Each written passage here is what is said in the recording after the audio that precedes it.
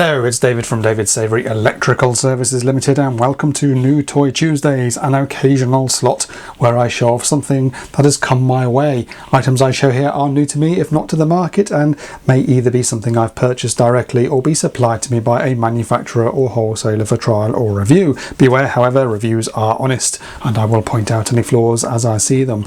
So, what have we here? The Netatmo Presence Outdoor Security Camera Floodlight, with people, car and animal detection, no less. Smart technology. I'm not a fan of smart technology. In fact, I wrote a blog about it 3 years ago, and my opinion hasn't changed since. I'm not a complete Luddite, and I am quite prepared to use smart technology myself, and indeed I do have Nest cameras, voice assistants, some smart sockets, a smartwatch, and so on, but there are a number of glaring flaws with this stuff which I thoroughly dislike as an installer, and I will cover that later for those who are interested. But back to the issue in hand, let's perform a quick unboxing and see what this thing looks like. It's a pretty hefty block of metal going on here. It's got a good weighty, solid appearance. Now, I like the styling of this thing, you know, it reminds me a little bit of the Monolith from 2001, A Space Odyssey. Personally, I'm a fan of the modern and industrial look. When I was a kid, my parents used to go in for faux brass carriage lamps and oil lamps as though they would bring some kind of country cottage charm to our semi-detached shut out into the middle of a 70s housing estate in Coventry. I don't want to put down anybody else's taste, so I just think that it looks odd if you're not mindful of an appearance clash. Like when we moved into this house, which had brass door furniture on a white UPVC door. Brass and white plastic, classy. I think it also had LED strips on the window panels too, if I remember rightly, because nothing states old world charm like adhesive metal strips on double glazing set in fucking white plastic. But I'm going off on a tangent here. Suffice to say, I like the styling of this. I can get away with it on the front of my gaff, but if you live in an Edwardian cottage, then it might not be your cup of tea. So I guess that sits in there, and it's got some adjustability to it to allow you to rotate it around. Okay, that's interesting. I noticed this base actually which fixes to the wall. It is a plastic base, but it's obviously one that's just designed for rear entry. There's no knockouts or anything on the sides or the underside, and that's how I'm going to be installing it here. But that can be a bit awkward where the cable is surface run on the wall, and it's sometimes means you've got to take a chip out of the mortar to get the cable behind it. But I think what we'll do here, because there's only so much we can see here in its current form, is to perhaps hook it up to a plug top so I can get the thing on the network and tested with the app before I go screwing it to the outside wall. Let's have a quick look at the rest of the box now that's out of the way, and before I get it hooked up, we've got a couple of Netatmo security stickers there that I guess go on the windows and strike fear into the hearts of any miscreants who happen to be staring in. And we've got here a box of various fixings. Looks like we've got a wall bracket there, and I imagine that goes that's a piece that goes on the back of the thing, I expect. And of course we have the manual and its obligatory 1,000 languages. Okay, I've connected a flying lead to the base of the thing here, and I'm just going to plug that in. It does say in the manual, which I did look at, that you should ensure that when you install it, it's got a Wi-Fi signal at the position outside where you're fitting the thing. Obviously it needs to talk to your Wi-Fi network. We're just doing it inside the place here, so I've just plugged it in. Okay, oh yeah, okay, right, I don't know if you can see that, but the light has come on. There are some clicks going on there, and on the Play Store, let's find Netatmo Presence. Netatmo Security, I guess that's it. The light is flashing away there, I think you can see. It's all very exciting, this, isn't it? No, not really. Oh, I've got to sign up, have I? Congratulations, you've successfully paired Presence with your device. Oh, it's now asking me to connect to my wireless network, so I'm going to have to type my password in here. Name the home where we will install a camera. Vacation home, or doesn't that sound American? I'll put in gaff for the moment. What the hell? Do you want to participate in Netatmo's something or other program? No, you're alright, mate. Real-time alerts. Know instantly about what happens around your home. Customise notifications as needed. Alert zones, so you can mask off certain areas for movement. That's always good. Select specific areas for alerts. You know instantly when someone enters a zone you selected. Well, I want to know if someone is up my zone. And floodlight, integrated smart floodlight that switches on only when needed to help deter unwanted visitors, cars, animals, or all three. Okay, and that's the view from the camera at present. That's the live view. Okay, well, I'm going to leave it to do its updates, and then what I'll do is I'll go and stick it up on the outside wall. Just looking at the manual for installing this, it looks like the manual, by the looks of it, is asking me to fit this bracket at some kind of bizarre angle. I'd expect to just fit that straight and level. That'd be the easiest thing to do, wouldn't it? I'd just get my spirit level out, get it nice and flat and straight. But no, it wants me to do it at a 45-degree angle, I think it's saying here. What the hell for? Also, this doesn't detach, so I've got to get that on the wall at the right angle, and then I've got to use that screw in there to get it aligned all the time with this thing hanging off. Well, I'm going to break the tools out and prat about up the ladder, seeing if I can get that up on the wall without dropping anything onto the wife's car below. I'm using my own fixings here. I tend to rarely use the screws and plugs supplied with products such as lighting, as they're usually made out of cheese and are utterly unfit for purpose. I've also eschewed the screw connector block supplied, and I'll be using Vargo connectors to hook this thing up to the wiring. I prefer it if there were a backplate on the thing. I don't see how water running down the wall in a rainstorm won't be kept sufficiently away from the connections inside the base, but if my RCD trips, well, I know an electrician I can call upon. Installation is a little fiddly up the ladder as expected, and it's one of these whereby if you drop a critical component such as the bolt that holds it onto the base, well, you know you're buggered. It comes supplied with an Allen key for tightening and adjustment. Personally, I hate faffing about with Allen keys and would much rather see some proper screws used instead.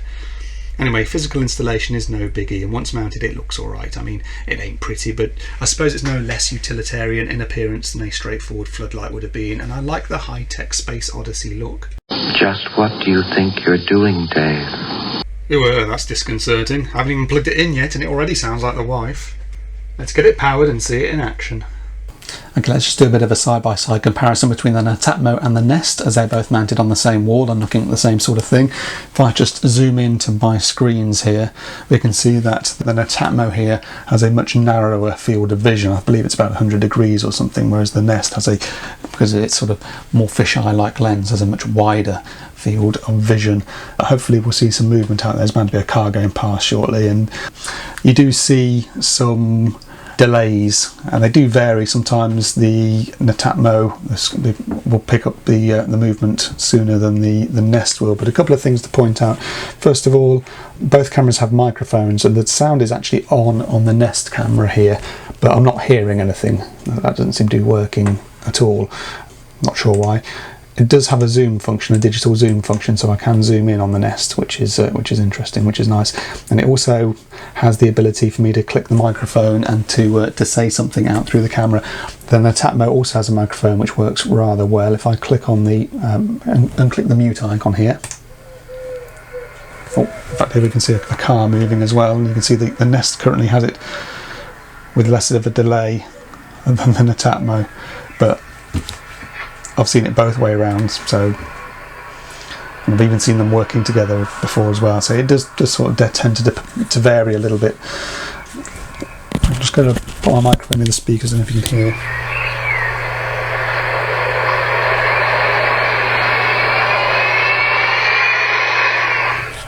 So that sound is coming from the Netatmo. I'm not getting anything from the Nest camera currently. Let's mute that again. There's no speaker on the Netatmo, so I can't speak to intruders and say, "Get off my land," or words similar to that effect. There's no zoom, I don't believe, on the Netatmo. We have the option to switch to full screen, but there's no zoom there. But let's take a closer look at the app. I'm using my Lenovo Android tablet here. I've just launched the app, and like the web interface, we have the option for a live view with sound. There we go. It works rather well. Can hear the birds twittering away there. Let's just stop that.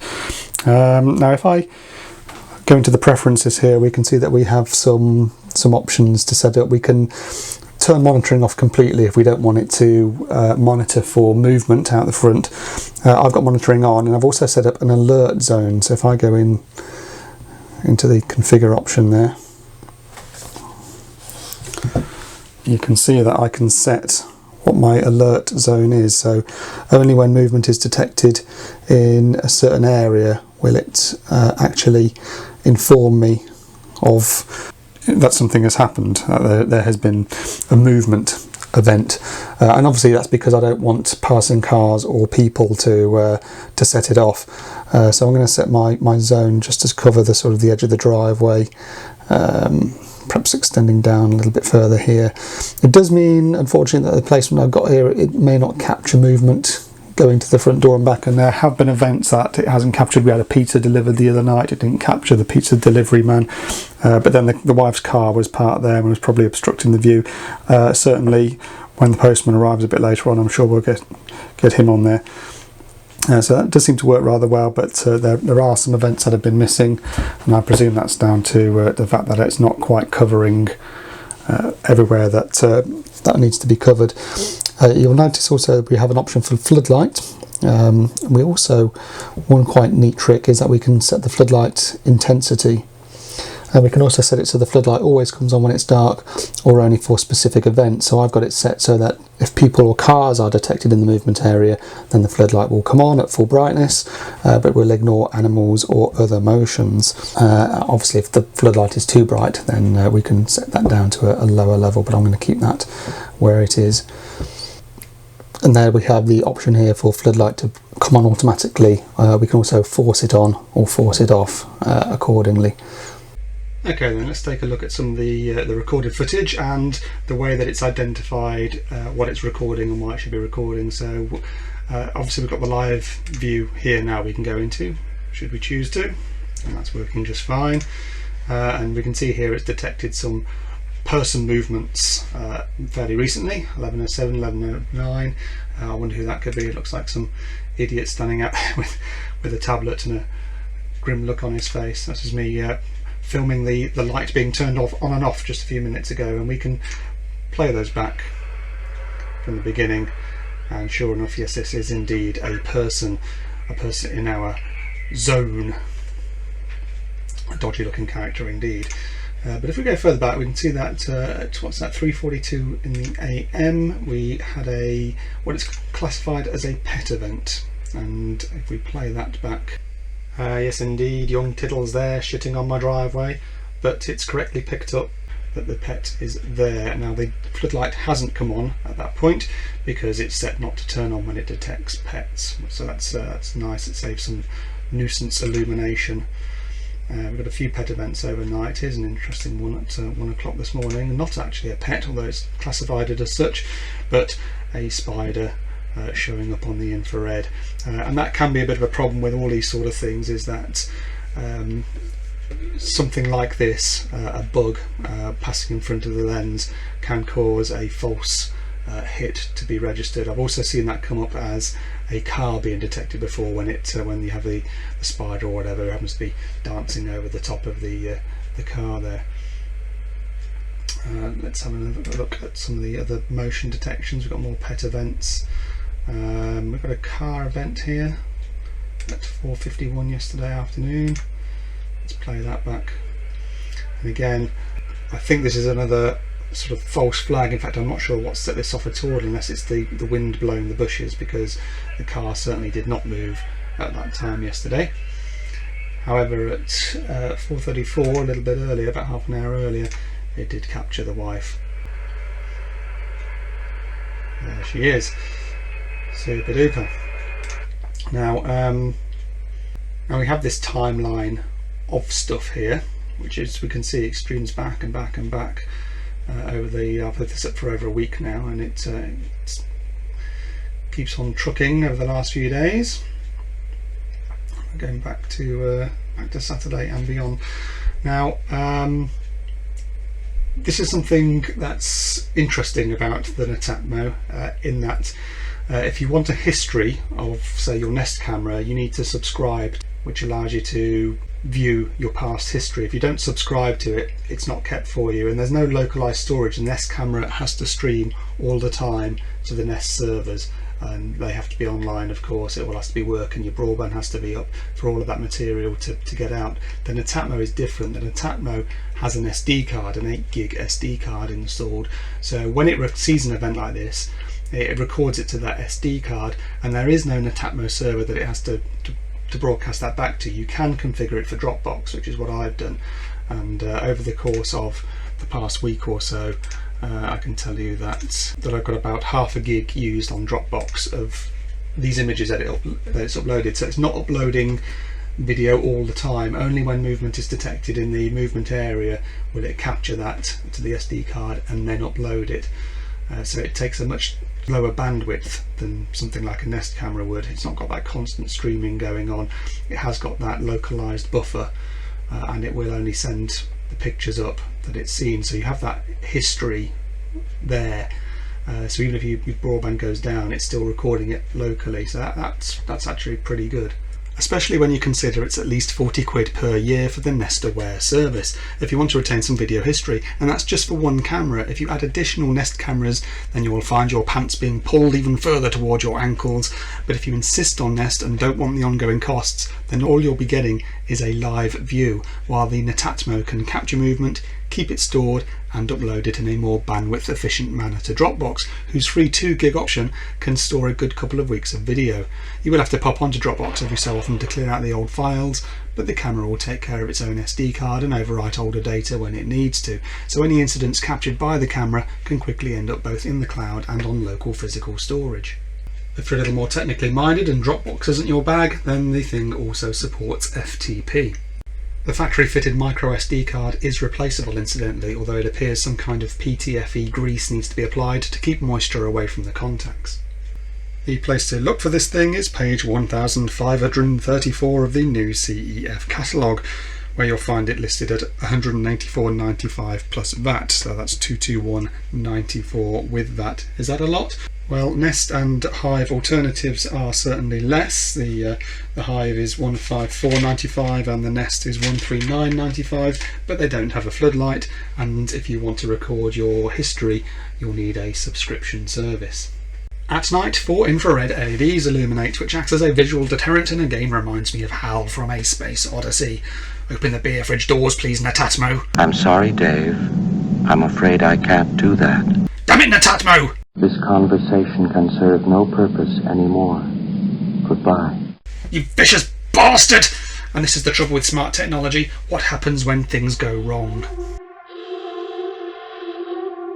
Yes, smart technology. Now, it's not that I don't like smart technology. I'm a user of smart technology myself. Do I look like the kind of guy who's going to be behind the curve on technology? It's just that... As I was saying, I do use some smart technology stuff myself. It's more that I don't trust smart devices to work flawlessly. So if a client pays me to put in smart stuff and it stops talking to their iPhone, then they're going to call me and say, "David, you prick, that whizzy thing I paid you to install last week isn't working. I demand you come over here post haste and sort it out under a warranty visit." Fair enough.